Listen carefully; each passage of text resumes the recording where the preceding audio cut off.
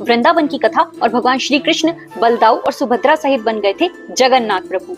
तो द्वारिका में एक दिन भगवान श्री कृष्ण की पटरानियों ने माता रोहिणी से ऐसी विनती करी कि माता हमें श्री कृष्ण की वृंदावन वाली वे गुप्त कथाएं लीलाएं सुनाइए जिसे सुनकर के भगवान श्री कृष्ण भाव विभोर हो जाते हैं। माता रोहिणी ये बात अच्छे से जानती थी कि यदि भगवान श्री कृष्ण ने इन लीलाओं को सुन लिया तो वे भाव में विभोर हो जाएंगे और उन्हें संभालना बहुत मुश्किल हो जाएगा। इसलिए उन्होंने एक योजना बनाई। योजना के तहत सभी पटरानियां भगवान श्री कृष्ण के पास जाकर के चौसर खेलने के लिए उनसे याचना करने लग गई। तब भगवान श्री कृष्ण ने उनकी बात मान ली और वे सभी बैठ करके चौसर का खेल खेलने लग गए। एक एक करके पटरानियां जानबूझ करके हार करके वहां से उठ करके रोहिणी मैया के कक्ष में जाकर के बैठती जाती थी।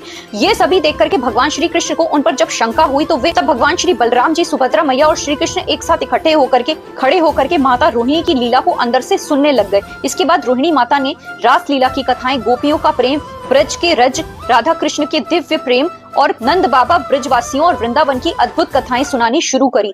उस समय भगवान श्री कृष्ण और बलराम सहित सुभद्रा वहां पर खड़े होकर के उनकी इस वार्तालाप को सुन रहे थे। दरवाजे पर ही खड़े होकर के वे इस कथा को सुनते चले गए। जैसे जैसे वृंदावन के प्रेम रस की कथा आगे आगे बढ़ी वैसे वैसे भगवान श्री कृष्ण, बलराम और सुभद्रा जी तीनों भाव विभोर होकर के अश्रु धाराएं बहाने लग गए। सारी पटरानियां भी अंदर बैठ करके अश्रु धाराएं बहा करके प्रेम रस में विभोर होती चली जा रही थी।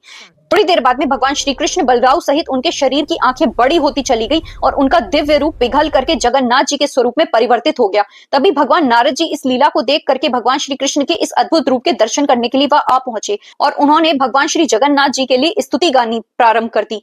इसके बाद में भगवान नारद जी रोहिणी माता के कक्ष में जाकर के इस लीला को विराम देने के लिए आग्रह करने लग गए। माता रोहिणी सहित सभी पटरानियों ने भगवान श्री कृष्ण के इस जगन्नाथ स्वरूप का जब दर्शन किया तो वे भी भाव विभोर होकर के आंखों में अश्रु धाराएं बहाने लग गई। तब भगवान श्री कृष्ण ने सभी को आश्वासन देने के लिए जगन्नाथ और बलदाऊ सहित फिर से पहले वाले रूप में आकर के सबको दर्शन देकर के कहा, कल युग में मैं पूरी जगन्नाथ धाम में जाकर के बसूंगा और जगन्नाथ, बलभद्र और सुभद्रा सहित सभी को विराज करके इसी दिव्य रूप में भक्तों को दर्शन देंगे। ऐसी ही लीलाओं को आगे भी देखते सुनते रहिए धार्मिक मार्गदर्शन के साथ। और हाँ, कमेंट बॉक्स में जय जगन्नाथ जी जरूर लिख करके जाइएगा। हरे कृष्ण, राधे राधे, जय जगन्नाथ।